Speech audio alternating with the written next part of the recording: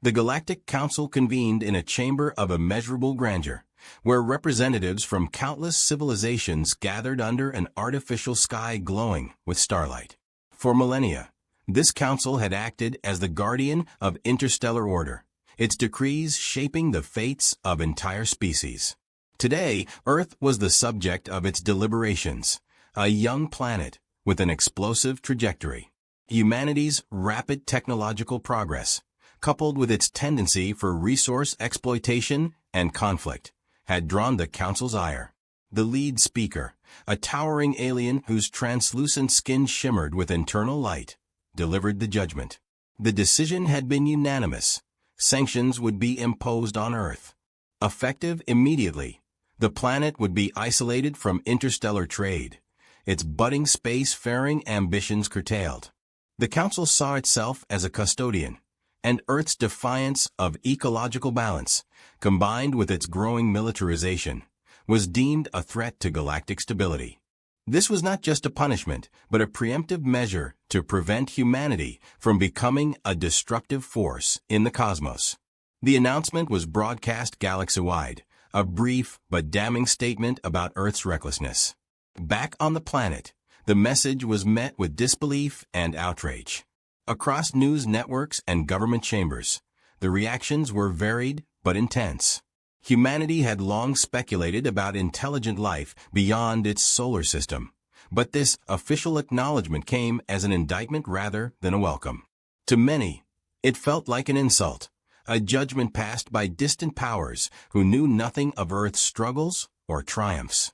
Earth's political leaders scrambled to interpret the implications of the sanctions. Trade routes that had quietly opened with neighboring star systems over the past few decades were now closed. Advanced technologies that humanity had only begun to integrate into its infrastructure were rendered inaccessible. Worst of all, Earth's diplomatic envoys were expelled from interstellar forums, silenced before they could argue their case. It was not just isolation.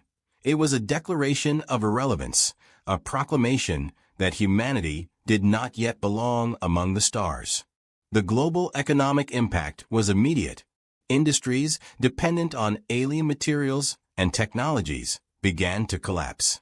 Research programs tied to extraterrestrial collaboration came to a halt, leaving scientists and engineers frustrated and disillusioned. Public unrest grew as fear of the unknown permeated societies.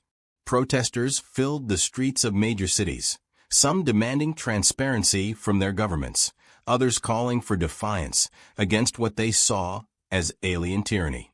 Despite the turmoil, a few leaders emerged with clear, if divergent, visions. Among them was a pragmatic statesman who urged humanity to comply with the sanctions, arguing that Earth needed time to mature before re-entering the galactic stage. "This is a test of our resilience," he declared in a televised address, urging patience and cooperation. But his words were met with skepticism by those who viewed the sanctions as an existential threat. In stark contrast, a military commander took a fiery stance. He condemned the Galactic Council as hypocritical overlords and called for immediate preparations to resist their interference. "They see us as weak because we are new," he told his followers. "But weakness is a temporary state. Strength is earned, and we will earn it." His defiance resonated with those who believed that Earth's sovereignty was non-negotiable. Amid these debates, a visionary scientist brought a third perspective. She argued that the sanctions, though devastating, could be an opportunity. Without relying on alien technology, humanity could innovate on its own terms.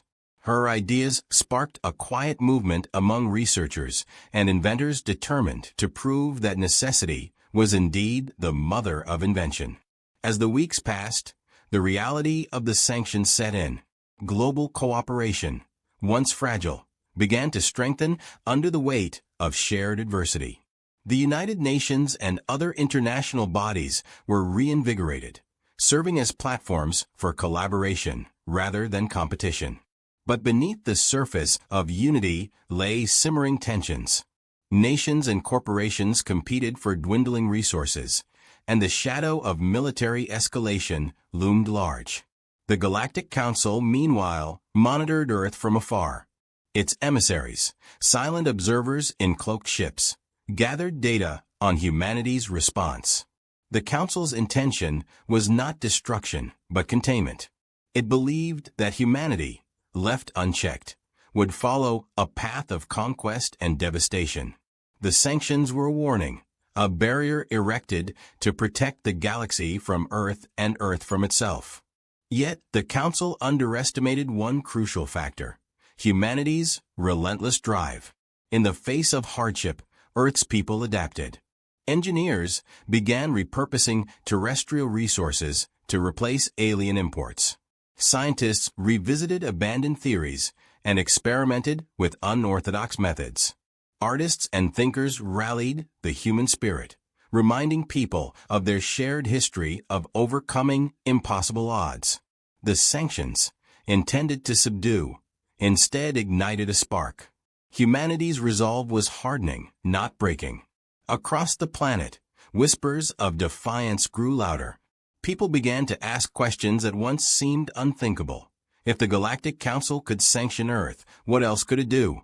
Could humanity afford to remain vulnerable to forces beyond its control?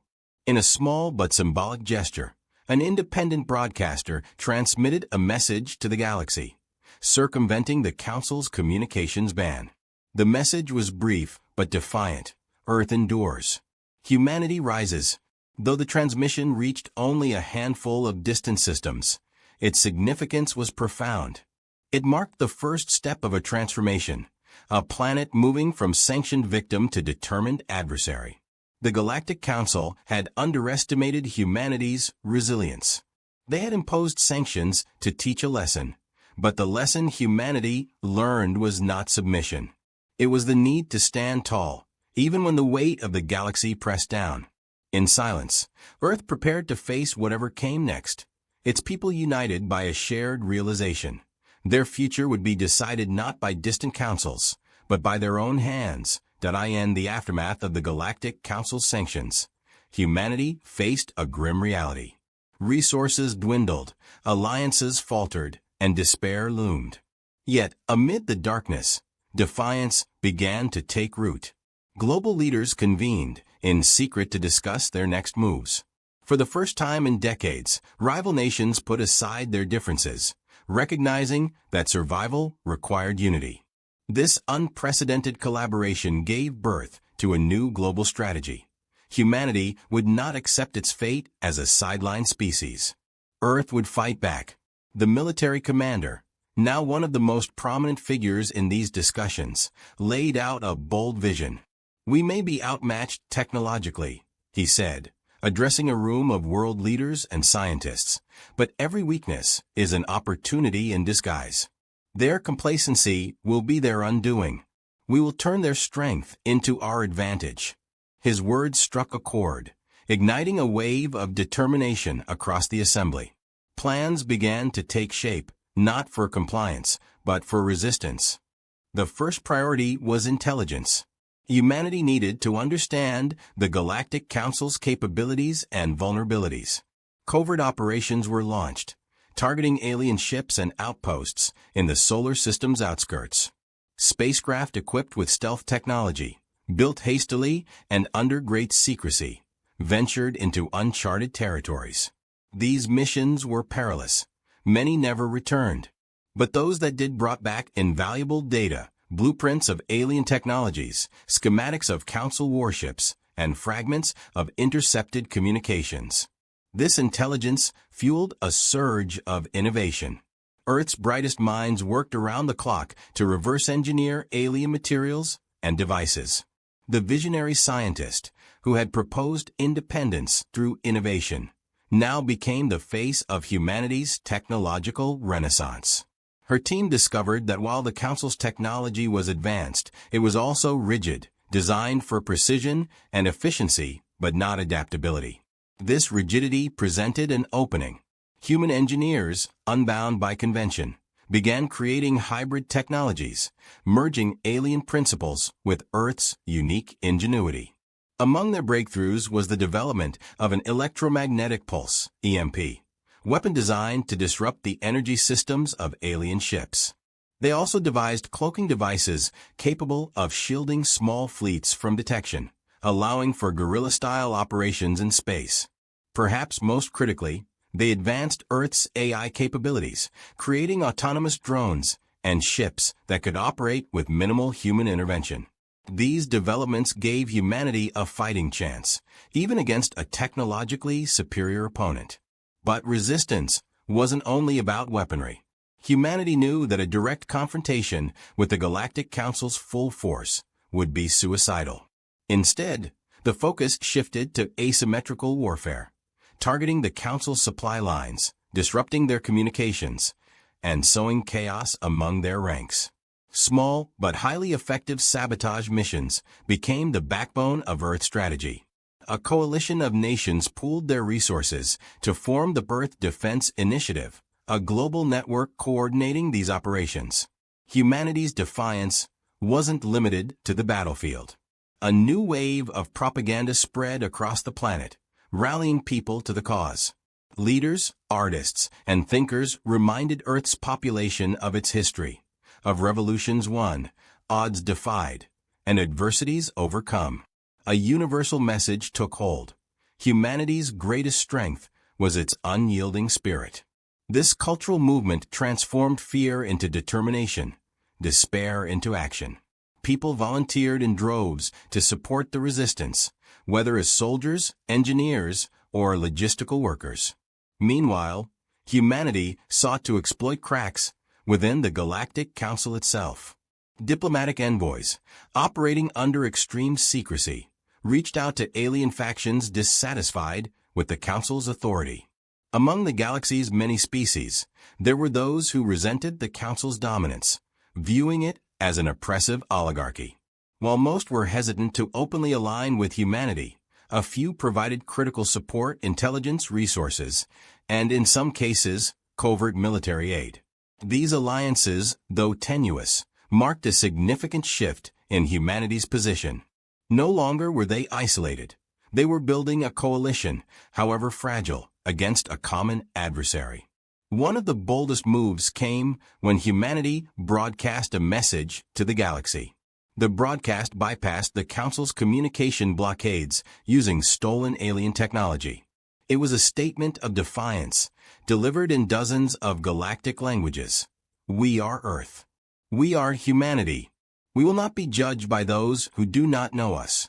We seek no conquest, but we will not submit. To those who hear us, know this. We will fight for our place in the stars. The message was clear and unflinching. It resonated not only with Earth's population, but with alien species across the galaxy, some of whom began to question the Council's motives. The Council's reaction was swift. They issued a stern warning, demanding humanity cease its provocations. But humanity's defiance only grew stronger. Earth's people had tasted the power of unity, and they were unwilling to let it go. Factories were repurposed to produce spacecraft and weapons at an unprecedented rate.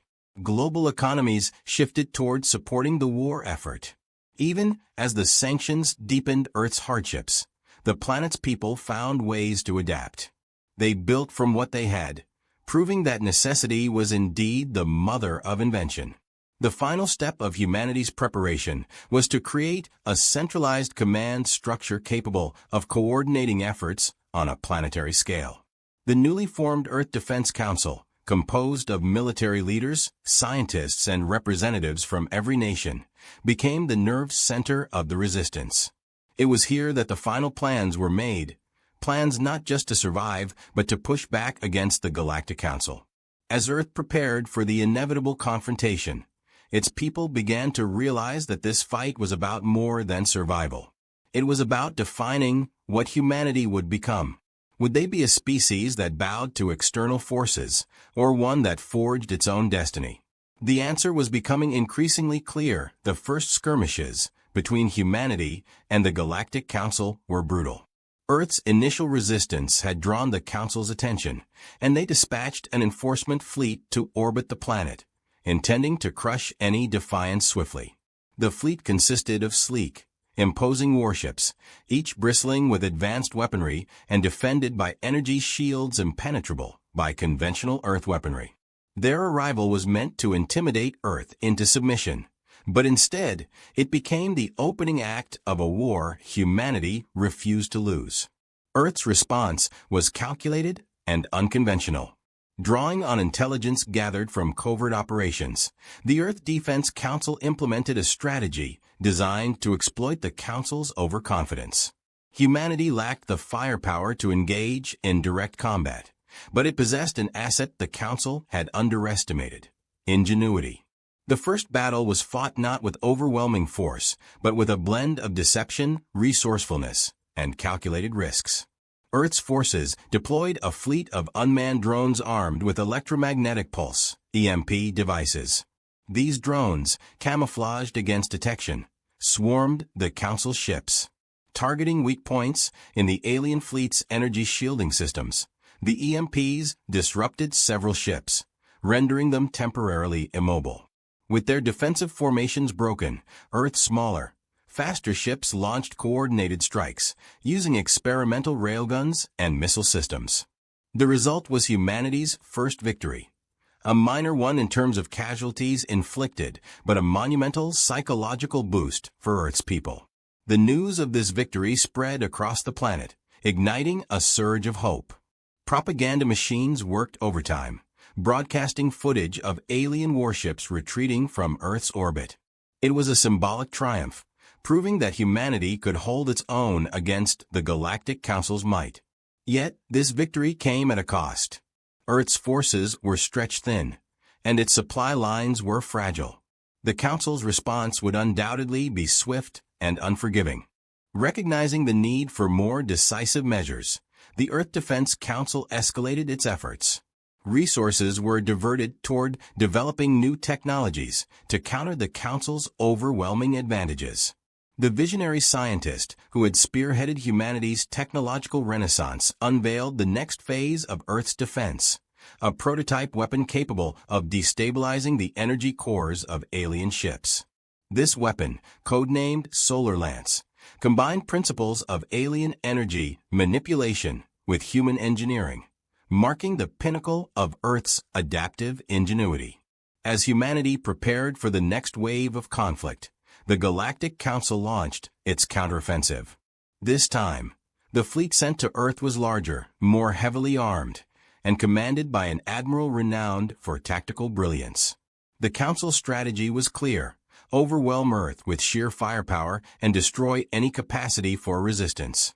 Earth's cities braced for orbital bombardment, its people seeking refuge in fortified shelters, while its leaders orchestrated a desperate defense. The second major battle unfolded over the course of several harrowing days. The Council's fleet unleashed a barrage of attacks, targeting Earth's remaining orbital platforms and key installations. Earth's forces, however, fought with an intensity born of necessity.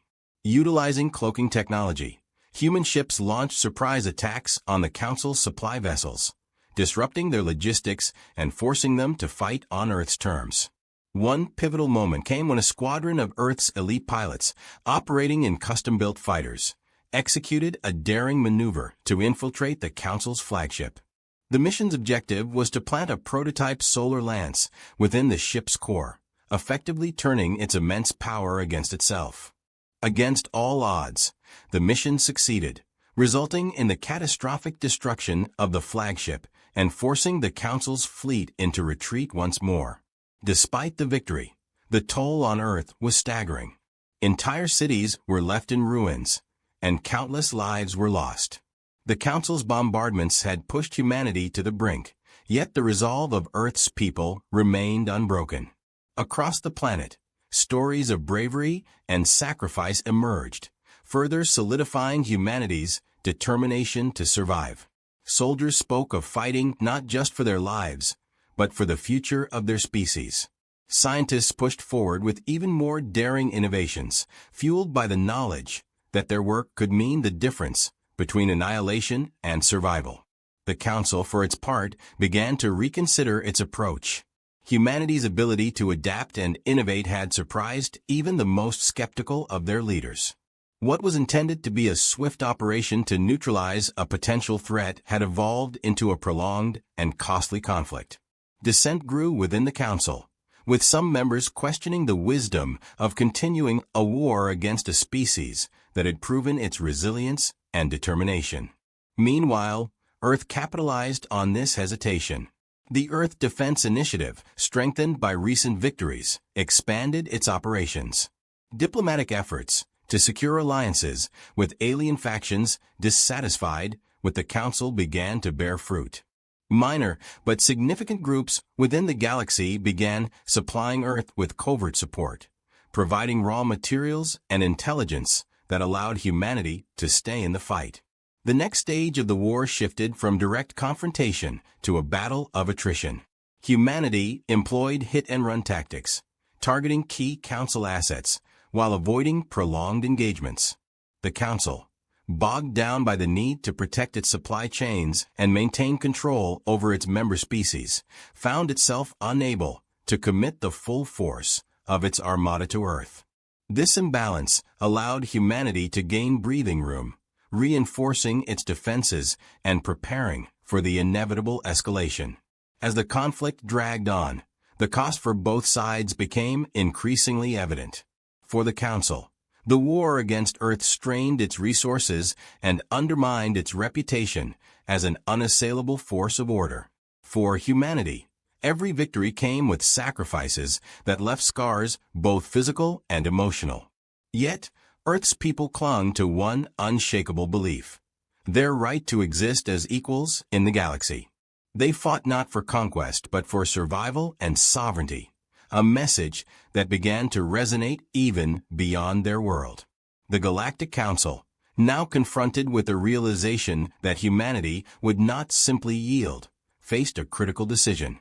Would they double down on their efforts to subdue Earth, or would they seek a path to resolution?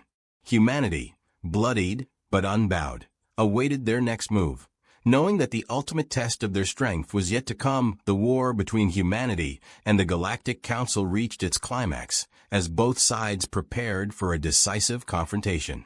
The Council, shaken by Earth's unexpected resilience and tactical ingenuity, assembled its largest fleet yet, a colossal armada capable of annihilating entire planets. For the Council, this was a final attempt to reassert control and eliminate what they now considered an existential threat. For Earth, it was a fight for survival, sovereignty, and the right to chart its own destiny. On Earth, preparations were underway for what the leaders of the Earth Defense Council called the final stand. The sacrifices made during the war had unified humanity in ways previously unimaginable. Every nation, faction, and group contributed to the war effort, pouring their resources, expertise, and determination into one final push. Factories churned out weapons and ships at unprecedented speeds, and scientists worked tirelessly to refine Earth's most advanced technologies. The centerpiece of humanity's strategy was a weapon unlike any the galaxy had seen before, a hybrid system named EOS.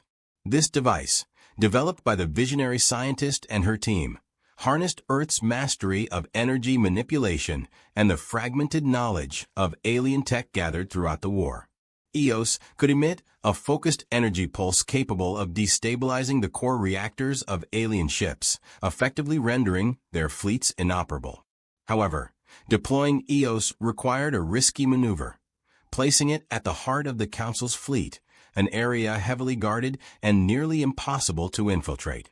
As the Council's armada approached Earth, its massive ships darkened the skies. Their strategy was clear. They would overwhelm Earth's defenses with sheer firepower and deliver a crushing blow to humanity's resistance.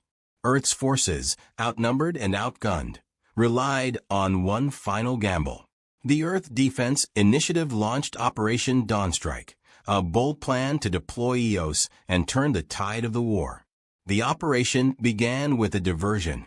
Humanity's cloaked ships and drone swarms engaged the Council's vanguard, creating chaos and drawing their forces away from the main fleet.